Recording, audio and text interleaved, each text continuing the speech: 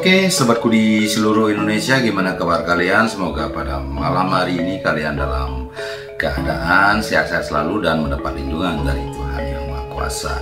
Dengan saya Kayun, lagi sebentar kita akan membahas tentang fenomena yang ada di Bali, yaitu ilmu yang paling mistis yang ada di Bali, yaitu ilmu leak.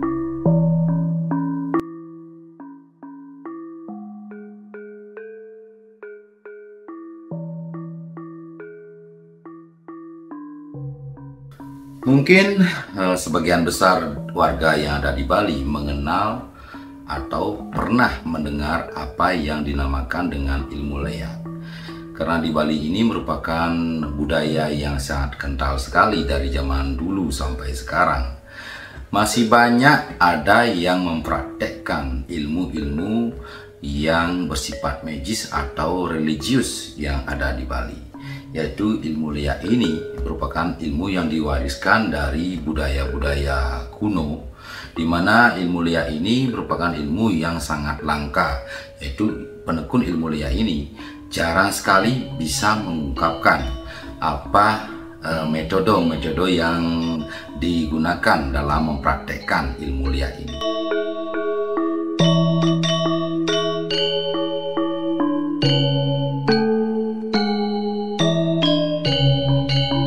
Oke, lagi sebentar kita akan mengupas gimana metode-metode yang digunakan seseorang di dalam mempraktekkan ilmu leak ini yang mungkin jarang sekali orang mengetahui.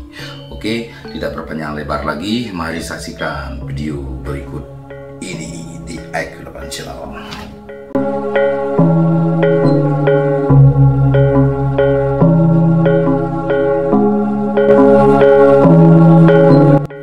Ilmu peleakan dapat diwariskan melalui 3 cara loh guys, atau proses, yaitu berdasarkan keturunan, genetik, dengan proses belajar juga bisa, dan membeli. Bagi yang secara genetik tidak memiliki keturunan ngeleak, maka pilihannya ada 2 loh guys, yaitu belajar ataupun membeli. Bagi yang memiliki keturunan ngeleak, pilihannya adalah ngelakonin, menjalankan, atau hanya sebatas nyungsung saja. Sebelum seseorang belajar ilmu ngeleak, terlebih dahulu harus diketahui otonan orang tersebut atau hari lahir versi secara Bali. Hal ini sangat penting agar murid tidak celaka oleh ilmu itu sendiri. Setelah diketahui, barulah proses belajar ngeleak itu dimulai, di mana pertama-tama murid harus diwinten atau Brahmo Widya namanya dalam bahasa lontar ngerangsukang kawisesan, dan hari baik pun tentunya dipilih oleh sang nabe atau sang guru. Tahap dasar murid diperkenalkan dengan aksara wayah mudri namanya. Dalam hal ini aksara tersebut tidak bisa dieja karena merupakan aksara baku. Selanjutnya murid dirajah pada seluruh tubuhnya atas sampai bawah oleh sang guru. Hal ini dilakukan di setra atau kuburan pada saat hari Kajang Kliwon Nyitan. Pertama, murid diajarkan untuk nyungsang idep, yaitu membalikkan pikiran. Semua hal yang tidak baik harus dipikirkan menjadi suatu yang baik. Wow, mengerikan. Begitu juga sebaliknya, biasanya ritual ini dilakukan dengan mencolek kotoran ayam dan menghirup baunya. Wow, ritual ini dikenal dengan istilah nyolek tai black. Bila bau kotoran ayam tersebut lama-kelamaan menjadi harum bagi pelaku ngeleak, maka ia sudah lulus tingkatan pertama. Proses lainnya adalah menjilati bungut paon, tungku, perapian, dan sebagainya. Selesai dari proses ini, barulah sang murid sah menjadi leak bagi sang guru, dan dia akan melakukan ritual di setra atau kuburan dengan sarana sanggah cucuk dan beberapa sesajen. Ada 5 sumpah yang harus ditaati dalam belajar ngeleak. Ini adalah: yang pertama, hormat dan taat dengan ajaran yang diberikan oleh gurunya. Selalu melakukan ajapa untuk menyembah Siwa dan Durga dalam bentuk ilmu kawisesan atau kesaktian, tidak boleh pamer kalau tidak kepepet dan selalu menjalankan dharma atau kebaikan. Itu sebenarnya. Tidak boleh makan daging kaki empat, tidak boleh berhubungan intim dengan orang selain pasangan alias berzinah, guys. Dan selanjutnya tidak boleh menyakiti atau dengan cara apapun melalui ilmu yang dipelajari. Mungkin karena peraturan ini yang nomor 4 ini yang paling ditakuti, maka dahulu dikatakan kebanyakan ilmu liat dipelajari oleh kaum perempuan loh guys. Sebab kaum perempuan biasanya lebih kuat menahan nafsunya. Yang sekarang kita akan membahas tingkatan ilmu liat di Bali.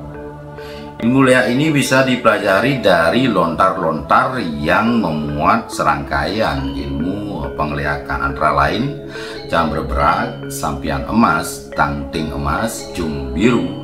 Lontar-lontar tersebut ditulis pada zaman Kerajaan Erlangga, yaitu pada masa Calonarang masih hidup loh guys.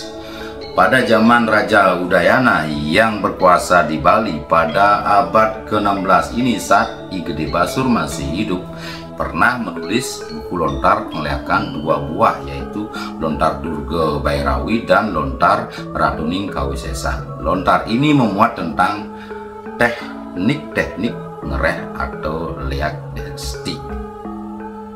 Selain itu, lontar-lontar yang bisa dipakai referensi antara lain Lontar Tantra Bairawa, Kandempat, dan Siwa Tantra. Liak mempunyai keterbatasan tergantung dari tingkatan rohani yang dipelajari. Ada 7 tingkatan liak. Yang pertama liak barak atau liak Brahma. Liak ini baru bisa mengeluarkan cahaya merah api saja loh guys. Dan ada juga liak bulan, liak pemamoran, liak bunga, liak sari, liak cemeng randu, liak siwoklaka. Nah, sedangkan liak siwoklaka inilah yang tertinggi loh guys, sebab dari ketujuh cakranya mengeluarkan cahaya yang sesuai dengan kehendak batinnya. Di samping itu ada tingkatan yang mungkin digolongkan tingkatan tinggi loh guys, seperti Calonarang, Pengiwa Empu Berada, Surya Gading, Brahma Kaya, Iwangkas, Candi Api, Garuda Emas, Ratna Pajajaran, Isewer Mas, Bali Godawa, Surya Mas, Sangyang Aji Rimrim. Dalam kegelaran Sangyang Aji Rimrim memang dikatakan segala leyak kabeh anebah maring Sangyang Aji Rimrim.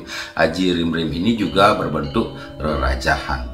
Bila pada rerajahan kayu sentigi dapat dipakai menjaga atau pengijang pekarangan dan rumah, palanya sarwo buta buti muang sarwo leyak kabeh cerih, itu artinya kalah.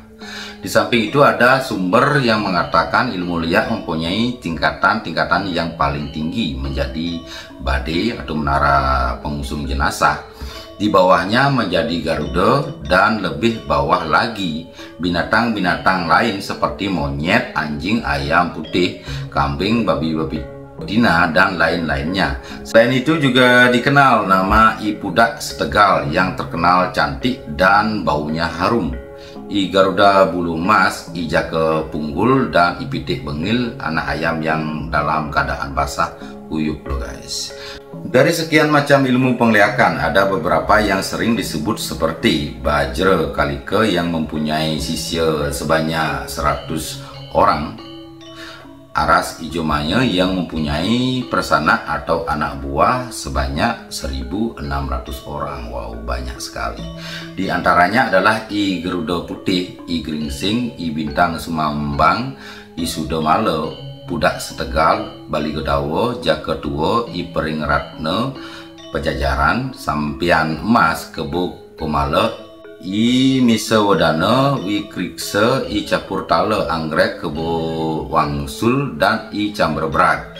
Disebutkan pula bahwa ada sekurang-kurangnya 4 ilmu bebai loh guys, yaitu I Jaya Satru, I Inggo, Nyoman Mumit, dan Ketut Blok. Masing-masing bebai mempunyai teman sebanyak 27 orang. Jadi secara keseluruhan apabila dihitung maka akan ada sebanyak 108 macam bebai loh guys. Di lain pihak ada pula disebut bermacam-macam ilmu penglihakan seperti Aji Calonarang, Agni Urucana, Brahma Maya Murti, Cambrebrak, Desti Angker, Kreb Akasa, Geni Sabuana, Gringsing Wayang, I Tumpang Berede, Maduri Gagas, Pudak Setegal, Pangiwo Swanda, Pengenduh, Pasinglar, Pengembak Jalan, Pemungkah Pertiwi, Penyungsuk Bayu, Pasupati, Rambut Sepetik, Rudra Murti, Ratna Geni Sudamala, Ratu Sumedang, Siwa Wijaya, Surya Tiga Murti, Surya Sumedang, Weda Sulambang, Geni, Keputusan Rejuna, Keputusan Ibangkung, Buang, Keputusan Tungtung Tangis, Keputusan Kereta Kunda Wijaya, Keputusan Sangyang Dharma, Sangyang Sumedang, Sangyang Surya Siwa, Sangyang Geni Sara, Sangyang Aji Kreket, Sangyang Siwermas, Sangyang Sara Sijawaya Hireng, dan lainnya tidak diketahui tingkatannya, yang dimana lebih tinggi dan yang mana lebih rendah. Hanya mereka yang mempraktekkan ilmu-ilmu tersebut yang mengetahuinya loh guys.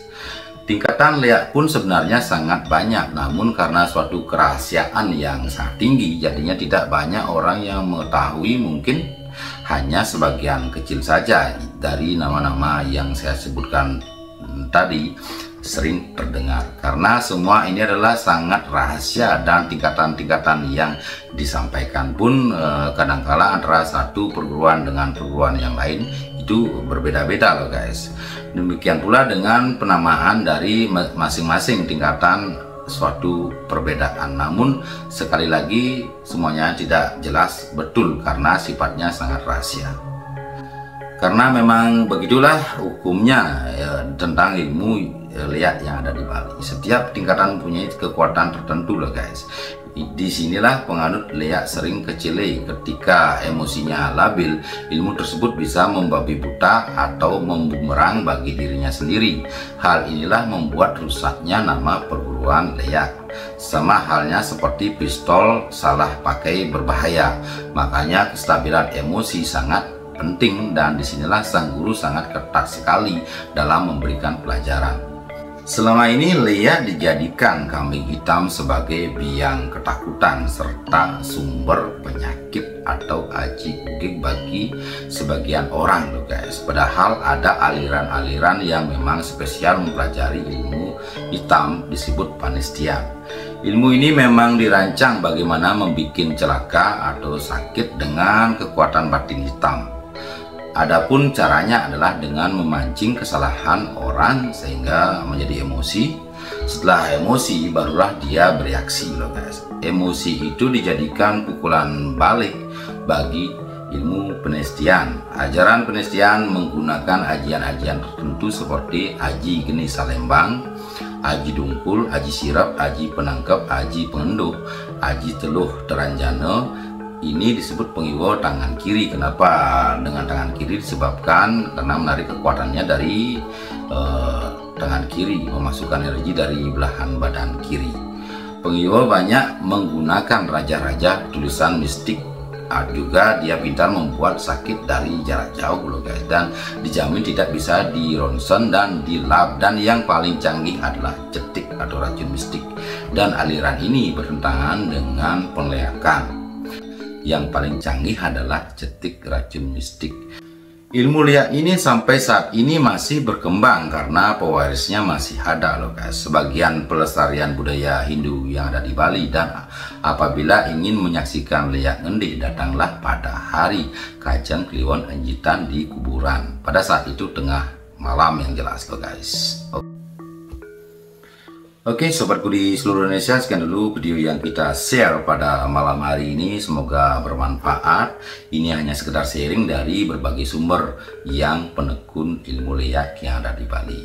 Saya sendiri hanya orang biasa penuh dengan kekurangan dan tidak tahu tentang ilmu leak yang sesungguhnya, melainkan pada sumber-sumber penekun ilmu leak yang ada di Bali kita bisa berkomunikasi sebelum kita membuat video ini loh guys.